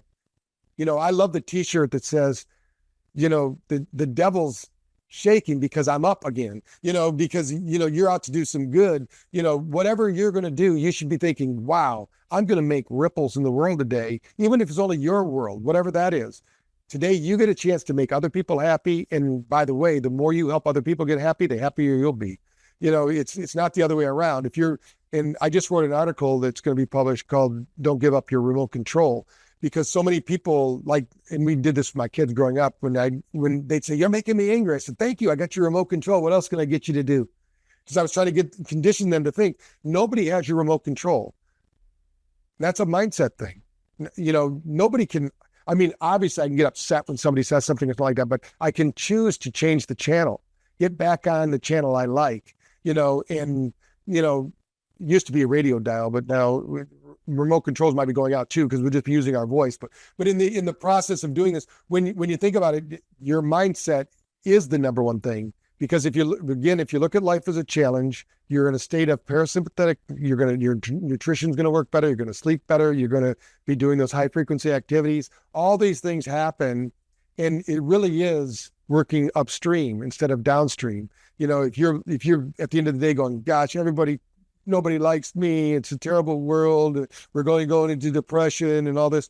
Well, there are billionaires that were made during the depression. I'm not going to say during COVID because I think that was manufactured, but in the process, they engineered their billions. They knew exactly what they were doing, and it's incredible that there was no COVID in Kmart, in Walmart and in Target and things like that, but in little stores there were. So it's just a crazy thing that happened. But when you think about your mindset, when you say born superhuman, every person listening to this podcast or this show is born superhuman. You are incredible. I mean, if Wim Hof can breathe poisons out of his system on camera in a science lab, and he teaches other people to do it. So it's not like he's got some special mystical power. It's a power that's within you. We don't know what we can do. We're just scratching the surface. So the one thing we do is we always fall short. They say we always overestimate what we can get done in a certain time, but we underestimate what we can accomplish in a day. So you just take care of yourself one day at a time, and you're going to find you're going to move mountains. Yeah, again, mindset for me is everything, because even though I put it down at number 6 in the list of 7, it still brings everything back together. Because my father had said 8 words to me. You've seen me speak on stage. We've actually shared the stage together and spoken about this, which has been fantastic, about 8 words that changed my life. And I never saw the sky is the limit. It was everything just became obstacles. And like you said, negativity is really the first step to find the solution. If you look at it that way, if you dwell on it, it becomes your finish line. So last one, and we've already discussed this one kind of, but I'm a huge believer in challenges, that the body has to stress in a positive way. You have to stress the brain by learning, giving it challenges. I'll put it in perspective. When people retire, there's a saying, retire and expire. The reason they expire is there's no challenge. They didn't start a new life. They actually thought they were ending their life. So their biological system started to downregulate. The epigenetic system started to, instead of being at its peak performance, it started to do everything it could to shut down. So if you don't have something to look forward to, look what happens when you have a dog or a cat and they're aging and you get them a younger dog or a cat. They live longer. They respond better. Even our pets respond to challenges because that dog will challenge them. They'll want to play. They won't just let them lay there and wither away. The same is true with us, and I think that we're lucky right now. People like in my age group and older and younger, we're not going to get old. We don't want to get old. We're the first generation that said, screw this getting old stuff. I want to get out on the boat with my grandkids. I want to play baseball with them. I want to run soccer. I want to do all the things, that I did when I was a kid, even though I'm 63, it doesn't matter. These are, and I think that, but we have to set those goals. We can't let life, when there's a saying, either let life happen through you or to you. Those people that life happen to them are hurting, suffering, pain and misery, and everything's bad. When life happens through you, through the lens that you're actually in the control, you're controlling it. Now, obviously there's a power greater than us that's controlling the universe, but where we get a chance to steer the little things and go along for the ride and have the joy of knowing it and know that, and I love it when, because I have a high threshold for pain and suffering. I think growing up with 9 kids, but Cynthia grew up with a silver spoon and she's not used to it. And so I always have to remind her when we're going through a tough situation, I said, think of the neural activity you're building right now. Sometimes I don't get the response I really want, but that's because that's what's happening. Your brain is trying to figure it out. The reason that you're stressed out or you're worried is because your brain's working. So feed it the right foods, get the right sleep, follow these 7 rules like you're talking about, and you're going to find that you will rise to the occasion, because that's what we do. You're here, everyone watching this, you're here because you have the genetics that made it. Think of all of the other genetic ancestors that didn't. They were eaten by the bear, or they fell off a cliff, or they had some disease, or they're wiped out in some plague. But you're here right now. You have superior genes. That's why you're on Earth right now. So activate them. Again, like you said, and what you're teaching around the world, we're incredible. We've got so much ability, so much talent. I read a study the other day that said 70% of people over 30 will never sprint again in their whole life. Think about that, 30, so young, really, and yet they'll never sprint again. And yet we grow up. I have this philosophy that we can carry forward. Our most active years are 10 to 20. Even though from 0 to 10 we're learning, that's when we're in school. That's when we're doing the sports. That's when we're doing most of our stuff. Then 20 to 30, we're slowing down because of college and work. So we can carry 10 to 20. We'll carry for 10 years till we're 30. But if we haven't continued to work through 30, we're going to go 6 years into our 36. And now we haven't worked in 30. By the time we get to 50, we got no carry on. There's nothing that we did that will continue to go. And as you just said, we don't stop playing because we age. We age because we stop playing. And if we can continue to play and do the things that are uncomfortable, the only way to get through it, if I have a hard time getting up and down off of the ground, then practice getting up and down off of the ground. That becomes your main focus. So let's go on to BrainTap, because I know you don't sell BrainTap, which is one of the reasons why I love speaking with you, because it's not like buying my product. You came up with a solution, and you'll see I've got it here. I use it all the time. I use the neural check that I want you to talk about a little bit. Explain, in fact, I'll get this out for people to look at, but explain how BrainTap works and why you created it the way you did. Right. Well, the number one reason I did it was my clients, when I'm seeing them, I was a psychologist in counseling. So I would see them for an hour, but then the rest of the week they'd be on their own. What are they doing? I can't help. So I thought I need something that gets them into this relaxation state so they can turn on their parasympathetic, get their body working, really work on their mindset. That's the whole thing I was working on. That was my whole job, to get people to think differently about their future.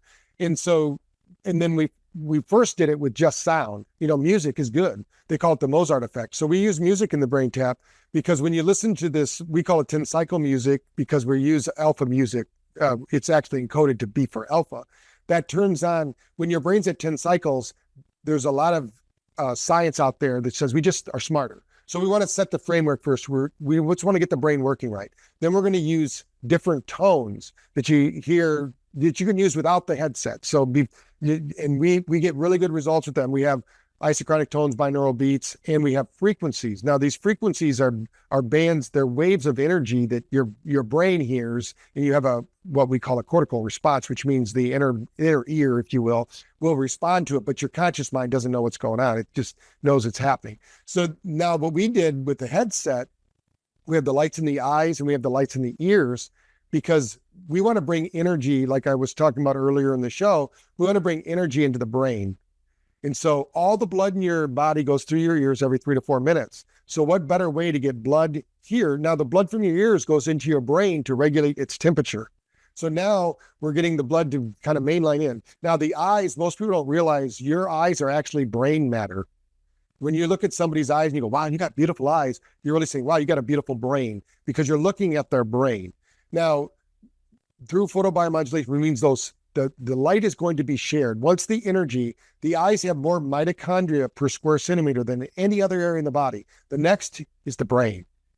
So if you're going to light up the body with energy, we want to fill the brain with energy. Now that energy, then we're going to have different processes. So we have outcomes. So let's say somebody wants to have a stress-free life, or they want to have stress-free childbirth, or they want to have stress-free dentistry, or they want to improve their sports, or they want to, they want to recover from TBI, or, we have 4,000 clinics using it. So we have everything under the sun that would be a clinical need.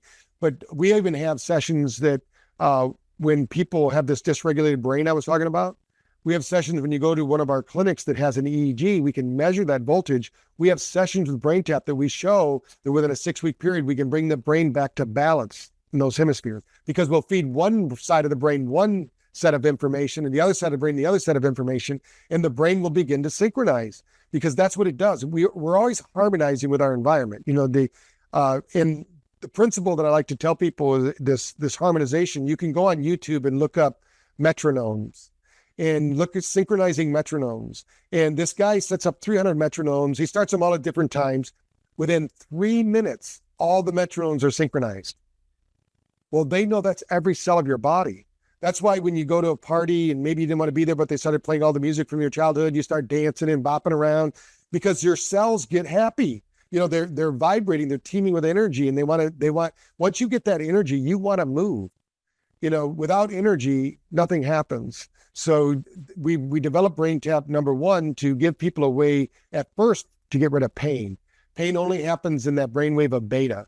Pain doesn't happen in alpha, doesn't happen in theta, doesn't happen in delta, doesn't happen in gamma, only in beta. So if we can train the brain out of beta during these times when people are in pain, their body can then, because that pain signal actually stops the healing process too, because it keeps them in sympathetic. So if we can reduce that pain signal, the body can then shift into parasympathetic and do what it does, heal itself.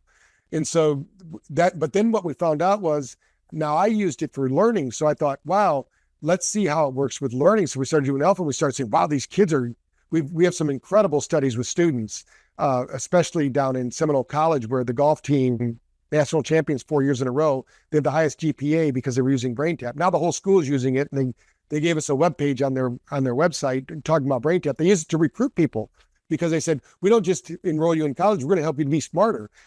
But they're using BrainTap to do that. So in the process, so it's all about maximizing brain function. Now, your brain knows what to do. If you're listening to me, your brain knows what to do. But if it doesn't have the energy, it's not going to do it. If you have the energy, it's just like on Saturday morning, if you don't have the energy to go out and go fishing, even though you want to go fishing, you don't go fishing. But if you have the energy, you're going to get up early in the morning, get out there and go fishing, whatever you're going to do on Saturday morning, that you have a choice of either watching cartoons and eating cornflakes, or getting out doing some activities and eating healthy food. Yeah, I mean, you've met my mother. She's a doctor back in England. Great lady. I'm not going to say her age, because she said, don't tell everyone my age. She's just amazing. But she still works 12 hours a day, 6 days a week. And when she came to visit me in America, she got off the plane. We tested her on BrainTap using the neurocheck that you created as well. Her brain metric was at a 9%. It was black. There was no energy. The function was, how she does what she does is the brilliance of the body and the brain, because you keep functioning, it becomes your norm, but it's not your healthiest. I gave her 2 BrainTap sessions, and I'm going to post these when we release this. I'll put these up.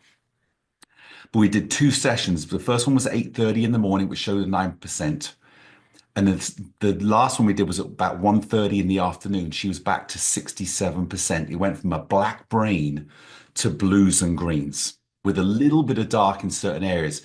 It was incredible to see, just by doing BrainTap, the change in her brain energy and health to function. And the consistency of doing would help keep her there. And so, she's got a BrainTap, and I hope she's using it enough, because it's phenomenal. Yeah. Well, I mean, if they search online, they'll see there's not a top biohacker that doesn't use BrainTap, because if you measure brain activity, you're going to use it. But the whole key here is we were just in India just a few months ago, and I got to evaluate 33 billionaires. These are people that, they must know something. They made $1 billion, but every one of them, to a fault, had that brain. They were giving up their life force in exchange for their money and their wealth. And I said, you don't have to do that. You can take 20 minutes a day and rebuild your brain. And then when we showed them on the neurocheck, hey, the brain, the most underprescribed nutrient, again, I think I said it earlier, is light. We need to get light into the brain. Now, we can't get enough in sunlight because we're designed to be out all day. If you could be out all day working in the fields, doing your thing, you'd probably get enough sunlight, but you have to get light. Now, there's other ways besides BrainTap. I'm not going to say that's the only way, but we need our body, our cells need light energy, and our brain needs light energy to function. So the key here is give your body the energy it needs, and it's not a one and done. There's no there. If you're looking to graduate from this health journey, your body is changing. Just during the show, remember 50 million cells per second, but also your epigenetic system changed every 40 seconds during this podcast. Every 40 seconds, your body had to readjust, reclaim. And in neuroscience, they say if you heard one thing that I said that changed the way you think about something, you had to rewire your whole brain to accommodate that one new thought. And you did all of that without really realizing it, just listening to the show and doing it because you have this incredible superhuman biological system that interfaces with an infinite potential called the human mind. If we can get these two to work together, we will see some magic out here in the world. Yeah, and I found because of my own brain injury that the more in tune you are with the brain, the more in tune you become with your body to be able to heal before it becomes an injury or recognize when things are going wrong and take action early. A lot of times, Dr. Patrick, I'll know that I'm getting sick or I feel an injury, and I'll just say to my brain, okay, we know what Dan, get out of the way, brain, go to work. And I always 100% of the time, wake up the next day better or with less injury than I went to bed. So I'm not going to say it's immediately cured, but certainly it's in there. I want to finish because this has been fantastic. We could go on for another 3 hours, I have no doubt.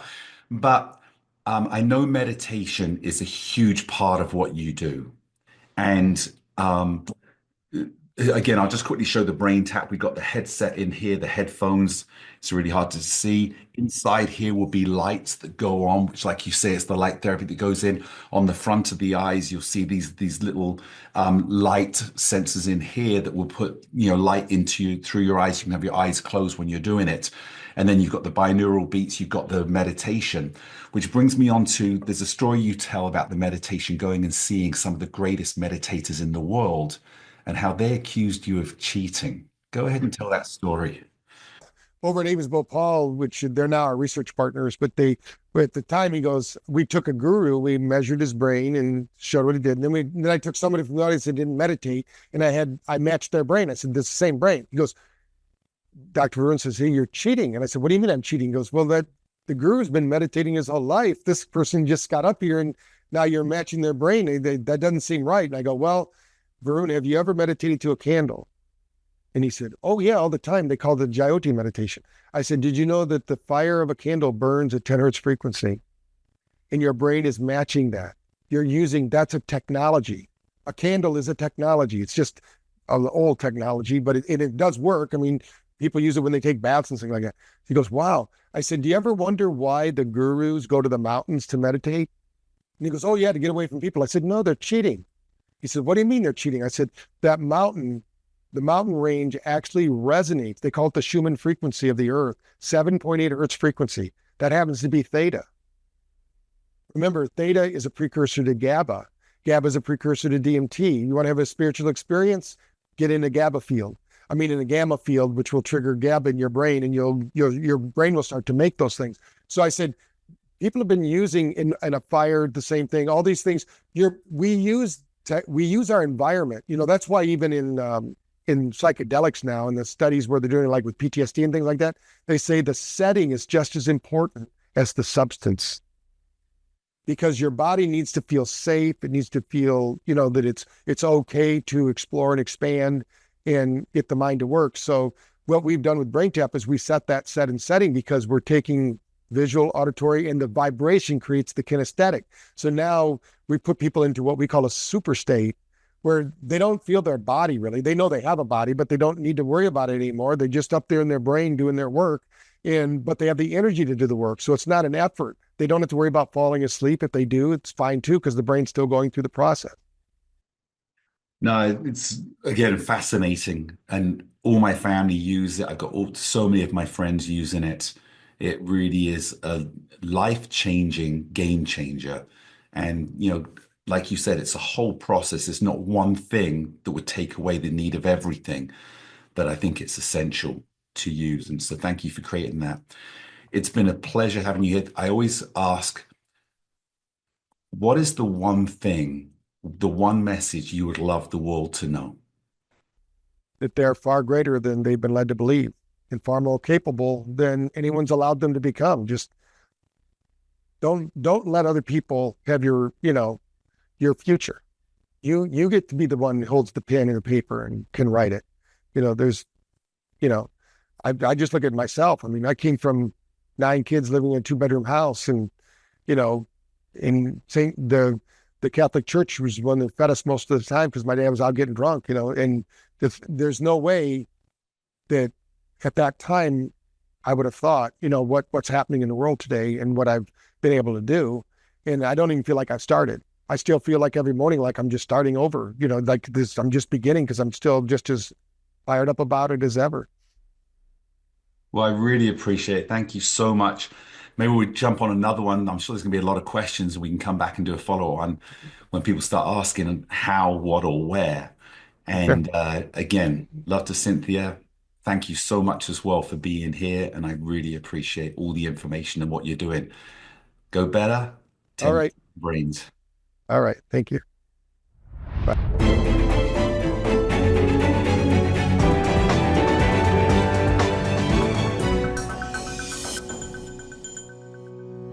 When you look through a window on a sunny day and you can see the particles floating in the sunbeam, those are dust particles, but what is it that's in that dust? 4 decades plus of experience shows us that on an average, about 15% of air quality problems affect directly somebody's respiratory problem. The vast majority of most airborne contaminants are very, very small. They're non-visible.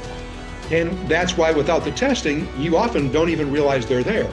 Now, for one, that might be simply systemic inflammation and pain.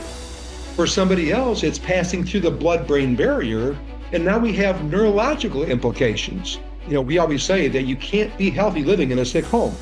And very often, you don't even realize sometimes that you're living in a sick home without doing some kind of an assessment, a testing process.